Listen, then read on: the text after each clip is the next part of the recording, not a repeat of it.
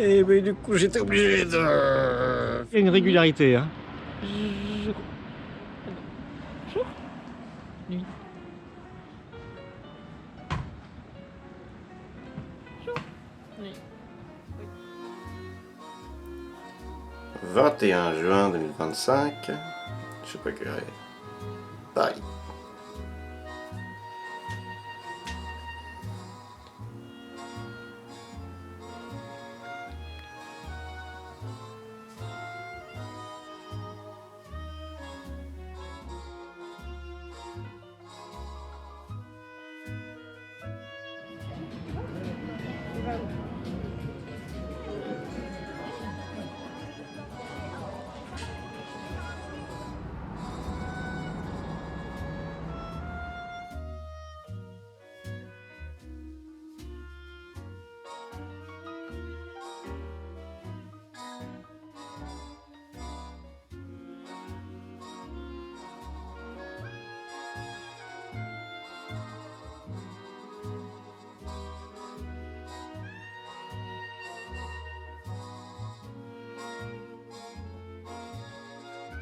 Pas mal. Pas mal la couille, hein?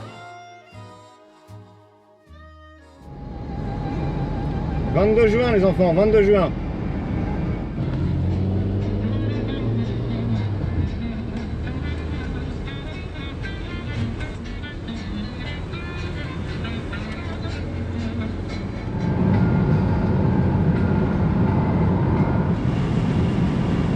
I bought this before we knew it was crazy. Il va peut-être bouger, hein, parce qu'il est malgré tout, il doit avoir mal. Je suis pas sûr. Mais ah bon. Ouais, non, franchement, il est, Bah, tant vraiment, mieux. il est vraiment gentil. Hein, Ouais. Alors ce client est une bonne opportunité de vous parler de la fourbure. Non pas de ce que de nos jours on peut trouver facilement en se renseignant un petit peu sur le vaste internet, mais de vous parler de la fourbure du point de vue de mon expérience, des connaissances et des observations que j'ai pu accumuler au fur et à mesure des années. Donc pour reprendre quelques points importants. La fourbure, c'est une intoxication du sang qui en fait, pour grossir un petit peu les choses, va tuer certaines cellules dans le pied, dans le sabot, et vont faire en fait se délier toutes les couches internes. Toute la structure du pied en quelque sorte s'effondre petit à petit, donc il y a des étapes d'effondrement en quelque sorte, et alors une des choses les plus alarmantes, parmi d'autres, malheureusement, eh bien, c'est qu'à l'intérieur du sabot, vous avez entre autres un os qu'on appelle la troisième phalange, hein, qui est un os un petit peu pointu. Alors si cette main-là représente le dessous du sabot, celui qui est en contact avec le sol, hein, cette main-là représente la troisième phalange. Donc c'est un os qui est plat en dessous, un petit peu pointu, en forme de flèche en quelque sorte, de pointe de flèche. Hein. Lorsqu'on va avoir une fourbure relativement avancée, donc avec cet effondrement, en fait, la phalange va tomber. Et alors cette pointe va commencer à appuyer contre ce qu'on appelle l'apex de la fourchette, donc c'est un endroit plutôt en avant du pied, au niveau de la sole, où la phalange va appuyer. Et donc le rôle du maréchal ferrant, ça va être, eh bien, quand on a une phalange qui tombe comme ça, eh bien, de tailler le pied, de le déformer, en fait, de façon à réaligner les deux, et puis soulager le cheval finalement. Alors, pour mettre certaines choses au clair, depuis le début de ma carrière, j'essaie de me tenir régulièrement au courant, je suis des conférences, alors je fais moins ces dernières années. Bon, pendant longtemps, la référence, c'était Monsieur Denoy, hein, Jean-Marie Denoy, qui d'ailleurs, j'ai apprécié, des fois se contredisait, disait bon voilà, ce que je vous ai dit il y a 5 ans, c'est complètement faux, en fait j'ai découvert que je m'étais trompé, et ça c'est génial, pour un scientifique, je trouve que c'est une démarche admirable. Et puis une conférence qui m'a particulièrement marqué, c'est celle d'un docteur appelé Chris Pollitt, vétérinaire australien. Alors ça devient intéressant parce que il a beaucoup fait avancer les recherches sur la fourbure. On en apprend encore beaucoup sur la fourbure à l'heure actuelle. Hein. C'est une maladie qu'on commence à connaître, mais il y a encore beaucoup à explorer. Donc Chris Pollitt, en fait, c'est un vétérinaire australien. Alors faut pour vous mettre un petit peu dans le contexte, les colons, en arrivant sur le territoire australien, ont amené des chevaux pour les transports, des chevaux pour le travail de la terre. Et parmi ces chevaux, il y en a quelques-uns qui se sont échappés, d'autres qui ont été plus ou moins abandonnés dans la nature. C'est un petit peu la même histoire que pour les Mustangs aux États-Unis d'Amérique. Ça a créé une race sauvage qu'on appelle le Brumby. Et ce cheval, maintenant sauvage, alors c'est pas à proprement parler une race, parce que pour véritablement créer une race, il faut 10 000 ans d'évolution. Mais disons que c'est une jeune race, ou une race en devenir. Le Brumby n'a pas de prédateurs, et donc en Australie, et donc il se multiplie de plus en plus. Il a tendance à ravager un petit peu la nature. Ils ont le même problème avec les kangourous d'ailleurs. Le problème, c'est que ces Brumby se multiplient et que ça devient un petit peu incontrôlé, et que le gouvernement a autorisation d'en abattre à l'hélicoptère de temps en temps. Et donc Chris Pollitt profite de ces abattages de masse pour étudier les chevaux, leur anatomie, etc. Et il se penche particulièrement sur les problèmes de fourbure. Alors, il y a plusieurs causes à la fourbure. On connaît la fourbure alimentaire, on en parle souvent. Donc c'est une fourbure qui est causée par l'alimentation de l'animal. En l'occurrence, particulièrement la présence d'azote et de glucose dans la nourriture. Et donc on va parler les aliments qui sont généralement consommés par les chevaux, les ânes, les poneys, riches en azote et en glucose.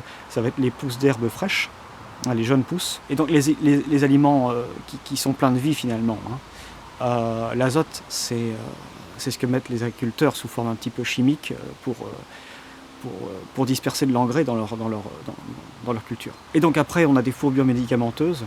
Il y a des fourbures qui peuvent être dues au fait que les pieds, le sabot est trop court, ou, alors c'est plus ou moins la même cause, ou à un appui trop important sur un membre. C'est ce qu'on va retrouver en fait en Australie, parce que les chevaux, comme bien souvent parmi les chevaux sauvages, doivent parcourir de longs territoires, doivent faire de grandes marches tous les jours pour aller chercher de nouveaux pâturages. Et ce sont des chevaux qui n'ont pas eu le temps encore de bénéficier de la sélection naturelle, parce que c'était des chevaux qui étaient exploités par l'homme avant. Et donc l'homme, comme d'habitude, en laissant son empreinte caractéristique, il ne fait pas se reproduire les chevaux entre eux en fonction de critères de robustesse naturelle, il les fait se reproduire entre eux en fonction de critères qui vont l'intéresser. Donc en l'occurrence, est-ce qu'un cheval est capable d'opérer un travail dans un champ, est capable de transporter des personnes, des marchandises lourdes. Plus récemment, on a des chevaux qui sont sélectionnés pour certaines disciplines sportives. Mais alors, on oublie complètement la solidité des membres, des pieds, la résistance la résistance aux parasites, enfin tout un tas de problèmes que le cheval sauvage va être amené à rencontrer. Le cheval domestique est régulièrement, enfin normalement suivi par des vétérinaires ou un maréchal ferrant par exemple, et en fait ça va masquer un petit peu tout ça va masquer un petit peu l'affaiblissement du sang qui est provoqué par la sélection humaine. Donc quand on a un cheval comme le Brumby qui se retrouve dans la nature plus ou moins d'un seul coup, eh bien il y a une sélection naturelle qui est très rude. En l'occurrence, les chevaux qui parcourent une longue distance finissent, pour certains d'entre eux, par attraper des fourbures, donc en l'occurrence qui sont dues sûrement au fait que les sabots sont trop courts, parce que les terrains sont très abrasifs, là-bas sont très secs. Devenus incapables de suivre le troupeau et donc d'aller chercher de l'eau ou de nouveaux pâturages, eh bien ils meurent.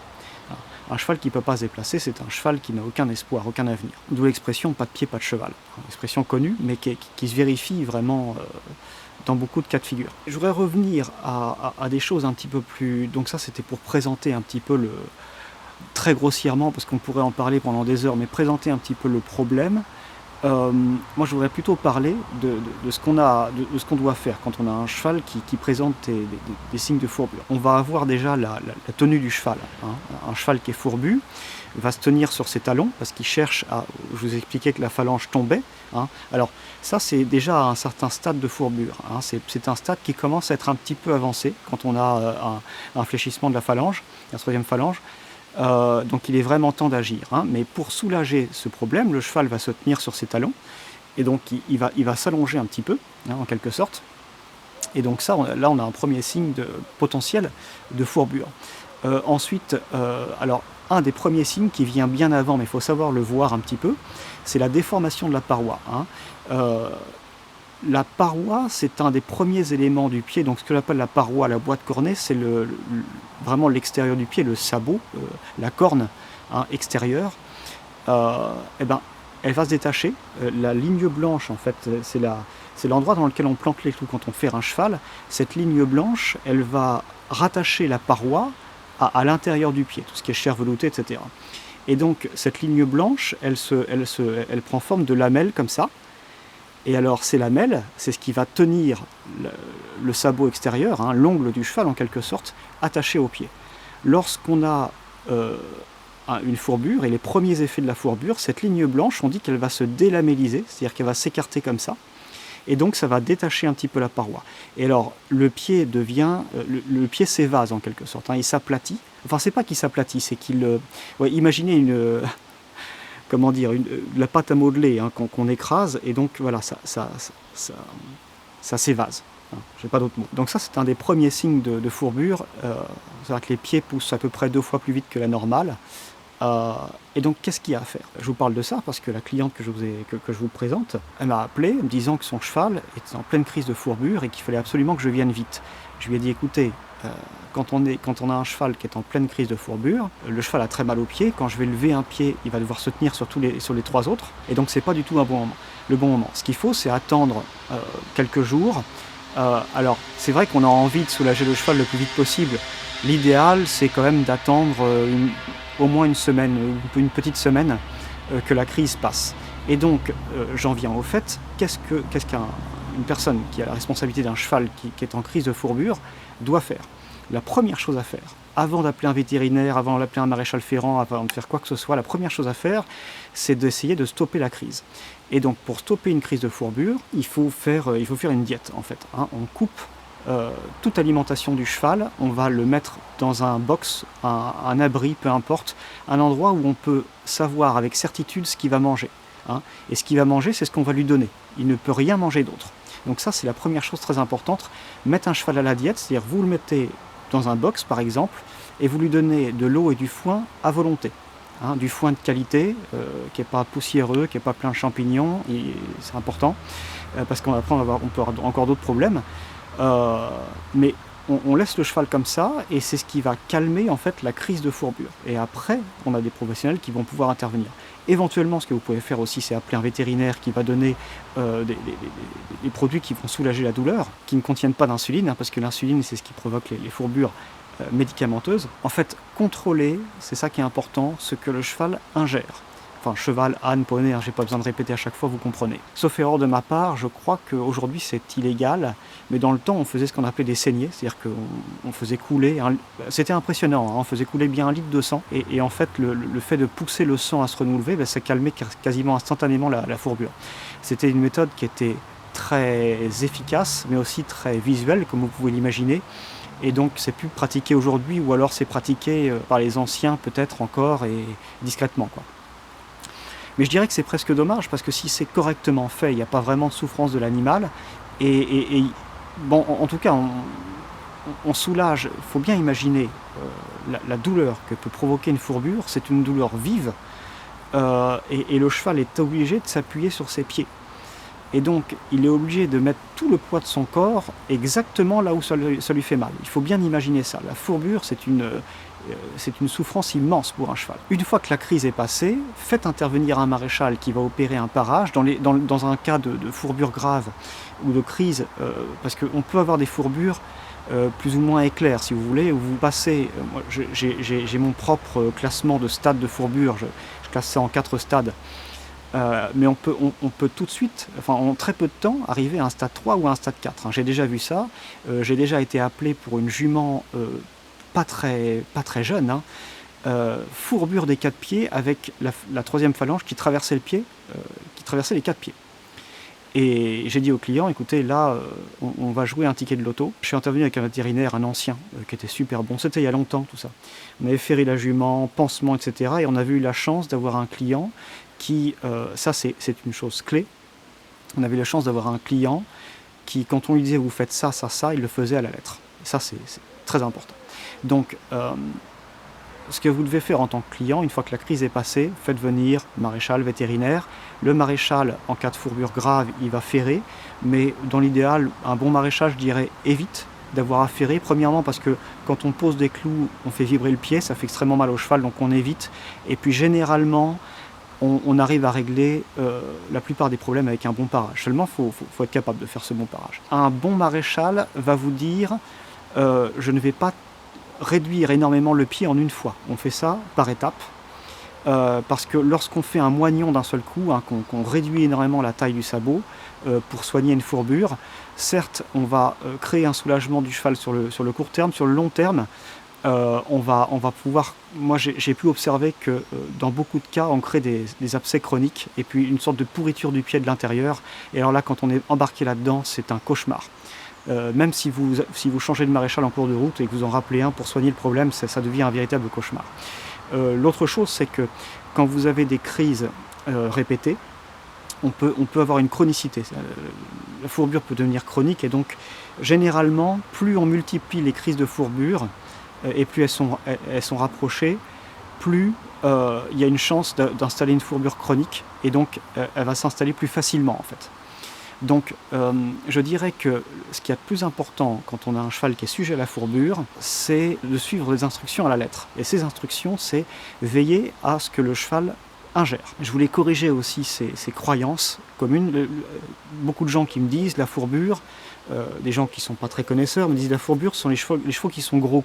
Complètement faux. L'embonpoint n'a rien à voir avec la fourbure. Il y a des chevaux minces qui sont fourbus et des chevaux qui sont gros toute leur vie et qui n'auront jamais de fourbure. La fourbure, généralement, la fourbure alimentaire, elle arrive lorsque un cheval mange en peu de temps, sur une période très réduite, une nourriture très riche. En fait, c'est un petit peu le même principe qu'une crise de goutte chez l'humain.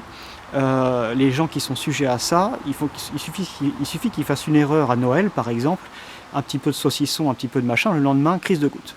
Le cheval, c'est pareil, et ça va lui arriver particulièrement au printemps et à l'automne, lors des périodes durant lesquelles l'herbe est la plus riche, et particulièrement printemps-automne, on a des poussées d'herbe assez soudaines, et des montées d'azote et de sucre, de glucose, dont il faut se méfier. Donc je dirais que pour la personne qui a un cheval, qui a la responsabilité d'un cheval, d'un poney, il faut être très vigilant à ce que le cheval mange peu. Alors il y a plusieurs solutions. La première solution, la plus facile, c'est de réduire la taille du pré. Dans un premier temps, une fois que le cheval est sorti de sa crise de fourbure et que vous voulez le remettre au pré, il ne faut pas avoir pitié. Vous le faites gratter. Alors déjà, vous lui laissez une petite surface, hein, bien clôturée, et vous le laissez gratter jusqu'à la terre. Hein. Il ne faut pas qu'il ait trop à manger. Vraiment, il faut contrôler tous les jours la quantité de nourriture que le cheval ingère. Et si vous avez peur qu'il n'ait pas assez, vous pouvez toujours laisser du foin à volonté, encore une fois. Hein. Le foin, il n'y a pas de problème. Et alors, tous les jours, ou pas forcément tous les jours, ça dépend des crises en fait, mais régulièrement, quand l'herbe commence à disparaître, on va écarter les clôtures. Donc c'est pour ça que si on a un cheval qui n'est pas trop fugueur, c'est bien d'utiliser des petites clôtures facilement bougeables en fait, hein, qu'on peut déterrer et renterrer facilement. On va l'écarter d'1 mètre par exemple, hein, pour contrôler en fait, encore une fois, les quantités de nourriture que le cheval va ingérer. Le problème de cette méthode, évidemment, c'est que le cheval a un sentiment d'isolement. C'est vrai que psychologiquement, il va se sentir enfermé, il va se sentir... et c'est vrai que ça fait un petit peu mal au cœur. Donc l'autre solution qui permet de laisser l'espace qu'on veut à peu près à un cheval, c'est de lui mettre un panier. Le problème des paniers, c'est que, alors déjà ça tient pas très bien, quand on a un cheval qui se gratte quelque part, il a tendance à retirer facilement le panier, donc si ça arrive dans la nuit, on voit ça que le lendemain matin et puis les erreurs sont faites, il a déjà mangé plein d'herbe. Il faut se méfier aussi des chevaux qui peuvent, avec les paniers, ils peuvent plus facilement s'accrocher, d'autant plus que souvent, quand vous voulez qu'un panier tienne bien, il faut mettre le licol avec, et donc si le cheval s'accroche quelque part et qu'il se pend, on peut avoir un accident. Donc le panier c'est à double tranchant, mais je dirais que si le cheval... s'il n'y a pas de danger que le cheval s'accroche quelque part ou enlève son panier en se grattant ou je ne sais quoi, c'est la solution la plus éthique parce que c'est ce qui va permettre de laisser tout l'espace possible au cheval, ça va juste réduire la quantité de nourriture qu'il peut ingérer. Hein. Et donc pas de complément, du foin, de l'herbe mais pas trop, vous gérez la quantité. Faut savoir que les pousses d'herbe les plus jeunes, les plus courtes sont les plus dangereuses, comme je le disais tout à l'heure. Donc les hautes herbes sont moins dangereuses, hein. L'herbe a séché un petit peu et donc s'est appauvrie.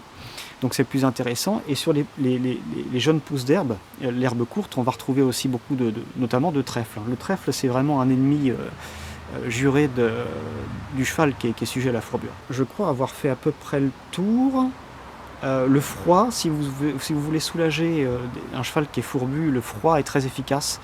Maintenant, on fait des cures de cryothérapie, mais vous n'avez sûrement pas un centre près de chez vous, parce que c'est une chose qui se développe encore depuis très peu de temps, mais il existe des genres de bandes réfrigérantes, donc c'est très contraignant, parce qu'il faut les mettre au congélateur, il faut avoir la place de les mettre dans son congélateur, et puis les mettre à son cheval, mais ça se réchauffe très vite, c'est compliqué, mais il faut savoir que le froid aide, et il faut savoir aussi que depuis, je dirais 2018 à peu près, j'ai commencé à remarquer de plus en plus des fourbures en été et en hiver. Et ce qui m'a le plus surpris, c'est des fourbures en plein hiver. Et même sur des chevaux, j'ai eu le cas il y a quelques années avec une cliente sur un cheval que je suis encore. Fourbure très difficile à gérer, heureusement que la cliente est très très attentive. Je vais vous le montrer au cours de la vidéo du mois de juillet, je vais vous montrer un petit peu, vous parler un petit peu de ce cas. Première fourbure de la vie du cheval, arrivée en plein hiver. Donc vraiment une chose à laquelle on ne s'attend pas forcément à ce moment-là de l'année, on ne se méfie pas, on laisse tout le terrain au cheval, on pense que c'est bon. Et bon, en l'occurrence, c'est pas le cas. Et aucun antécédent. Vraiment, la première chose à faire, c'est si vous êtes sûr, si vous n'êtes pas sûr qu'il y a une fourbure, vous pouvez toujours appeler vétérinaire, maréchal ferrant, un spécialiste du cheval. Si vous avez un éleveur de chevaux dans le coin, il va sûrement savoir voir ce genre de choses, ou un centre équestre ou je ne sais quoi. Vous pouvez envoyer une vidéo de la tenue du cheval ou des pieds à quelqu'un, à un spécialiste. Voilà. Donc savoir le diagnostiquer, une fois qu'on a bien diagnostiqué une fourbure, faire une diète. La diète, après, c'est quasiment à vie, hein. Il va falloir être méfiant en permanence et puis appeler maréchal ferrant vétérinaire.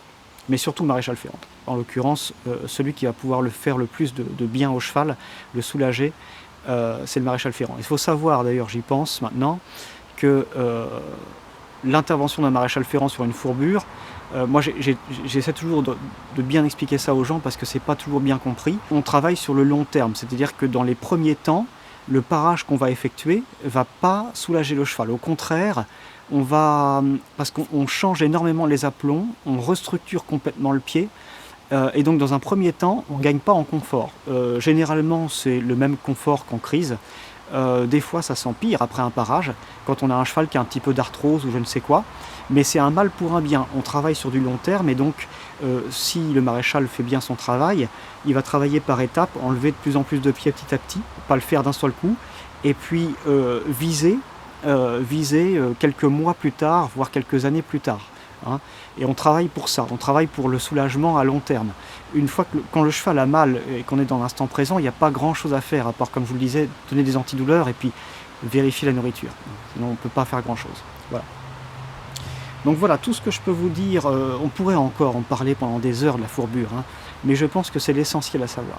Maintenant je vous laisse à travers mon quotidien de maréchal ferrant et d'autres scènes de la vie quotidienne, parce que c'est une compilation de scènes de la vie quotidienne que j'ai envie de partager, tout simplement. Alors on le voit là, la sole elle est un petit peu bombée, ça c'est une réaction naturelle, c'est pour protéger tout ça. Et ça, c'est la première fois que je vois ça. Ah oui, ouais. D'habitude, il n'avait pas ça. Ouais, c'est que là, ce qu'il ne faut pas, c'est que ça devienne chronique. Une fois que ça commence à devenir chronique, c'est-à-dire qu'ils font de la fourbure régulièrement, en fait ça devient de pire en pire. De crise en crise, ça s'empire. Et après, c'est difficile de... On peut toujours soigner l'animal, hein. Moi j'ai eu des fourbures graves, mais ça devient de plus en plus compliqué. Parce que le pied petit à petit se détruit. Ah, là, lui, il fait ça tous les ans. Ouais. Mais là, j'ai trouvé que c'était plus grave que d'habitude. Ouais, d'accord, ouais. Et souvent, est-ce que vous avez remarqué que c'était à une certaine période? J'avais jamais fait attention à ça. En fait. Ouais. C'est vrai que souvent c'est printemps. Là, c'est printemps, effectivement. Maintenant que j'y réfléchis. Alors. Parce que c'est vrai qu'il mange rien d'autre que de l'herbe, quoi. Donc, ouais. ça fait de la peine. Mais ça suffit. Ouais. Il est bien portant, hein. Il est bien portant pour son âge. Je le trouve bien portant. Là, c'est pas creusé. Là non plus. Il est bien portant. En sortie d'hiver, il était moche, quoi. Ah ouais, il a bien repris là. Ouais. D'accord. Ouais. Bah, c'est peut-être justement trop Parce que ouais, rapide. trop rapide la prise de Ouais. poids quoi. C'est ça. C'est bien. C'est difficile hein. Ouais. Et ça lui demande des efforts. C'est ça. Et il en fait. Il en fait pour moi, c'est sympa. On va essayer d'aller vite. Là, il y a aussi beaucoup de tension qui se fait avec l'épaisseur de la corde. Et en fait, en éliminant, en désépaississant la corde, j'enlève de la tension. Ça va lui faire du bien. Ça va le soulager quand même. Ouais. Ouais. Il y en a plein de saletés qui rentrent. Je vais vous montrer ça. C'est Et bien donc, que je vais vous regarder un m'ayez petit peu. expliqué comme ça parce que ça fait quand même 10 ans que, enfin plus Ah. de 10 ans que je l'ai et on m'a dit c'est dans les pieds, c'est dans les pieds. Oui. Et déjà le vétérinaire, c'est la première fois que j'avais ce vétérinaire là. Hier, il m'a montré comment ce qu'il fallait faire pour savoir si ça venait de la fourbure au bout de 15 ans que. Ah oui, je vois. Vous voyez tout ça? Ouais. Il y a de la saleté qui rentre en fait. Et c'est juste parce que la paroi s'est décollée de là. On voit de la ligne blanche. Bah oui. Et je vais juste ouvrir un petit peu. Je veux pas affaiblir le pied, mais vous voyez, il y a plein de saleté là. Bah oui. C'est la Voilà. première fois que je lui vois un aussi beau pied. Ah oui, bon, ça fait plaisir. Je vais peut-être. On va y revenir peut-être un peu plus tard pour descendre un peu les talons. Mais les fourbus comme ça, en fait, je ne veux pas enlever trop le pied d'un seul coup. On va y aller doucement quand même. On va y aller étape par étape. Mais je vous dis, le plus gros du travail, c'est à vous de le faire, c'est la diète. Il s'appuie. Ça va ou... Non, c'est pas grave, c'est pas grave. Je pense qu'il y a un truc qui le gêne au niveau du ventre. Attendez. Et il veut se gratter, ouais. Et en fait, voilà, je vais lever la patte pour gratter un truc. Ah, Lélo. Ah bah si, regardez, il y a un temps là. Hop. C'est vrai qu'avec certaines personnes, il faut exagérer parce que, notamment les petits vieux, qui donnent des carottes tous les jours, des salades, c'est des ça, machins, ouais. faut leur faire peur parce que sinon ils continuent. Ah, le pauvre, il a pas à manger, etc. Mais si, il y a trop.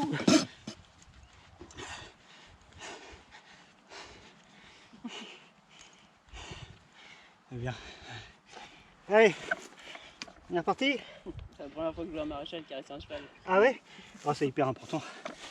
Quand ça dure un peu longtemps comme ça, généralement un vrai parage, bon, en quart d'heure c'est fait, mais là, c'est ça. bon, c'est un peu plus long. La patience des chevaux, c'est hyper important. Voilà. C'est très bien, t'es gentil. On termine ça. Ah merci, moi, je vais vous engager. Caméra woman. Je suis pas sûr de l'avoir bien mis. Ok, c'est bon. Allez, impeccable. Non, pas de quoi.